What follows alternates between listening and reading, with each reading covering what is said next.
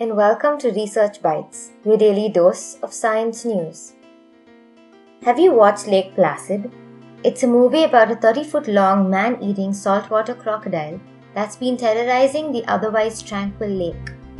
Just as the movie ends with the capture of the croc, and we start to feel slightly less terrified about going swimming in any large water bodies, the camera pans to an old lady feeding some baby crocodiles on the shore of the lake, implying that the killer croc had left behind a shudder-inducing legacy. Well, there's a new horror story that's hit our box office, and it's all about plastic. If there is one thing that cosmetics, human poop, table salt, and the thousands of turtles and fish living in the sea have in common, it's microplastics. Microplastics are everywhere.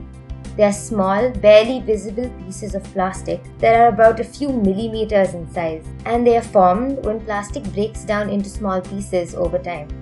They've now invaded our entire planet, from the land to the oceans, rivers, and lakes. In a first, a study that was published in the journal Environmental Pollution has reported that microplastics have been found in the sediments of the Vembanad lake, a wetland ecosystem that's been internationally recognized by the Ramsar Convention. The study found that the lake acted as a sink for microplastics and had substantial levels of plastic particles in its sediments. Foam-like lightweight plastic and film-like thin plastic waste dominated the lake.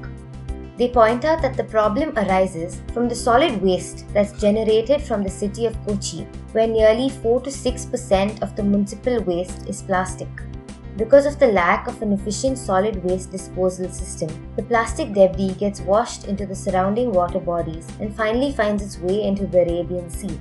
Once these microplastics get into water bodies, they don't just stay put, they spread into the aquatic ecosystem and affect the food web. Fish and other aquatic life forms end up feeding on them, and eventually they enter the food chain at all levels. Studies have reported that there are negative physiological consequences to marine animals feeding on plastic. There have been cases where beach whales have been found with large pieces of plastic and even microplastic in their guts. However, the potential impacts of microplastic contamination within the freshwater system is yet to be understood. Considering that plastic is such a persistent substance, it is probable that the amount of plastic in the environment will steadily increase. And although to some extent, large macroplastics can be manually removed from the environment, it would be impossible to remove even a small proportion of the microplastics that are found in our aquatic environment.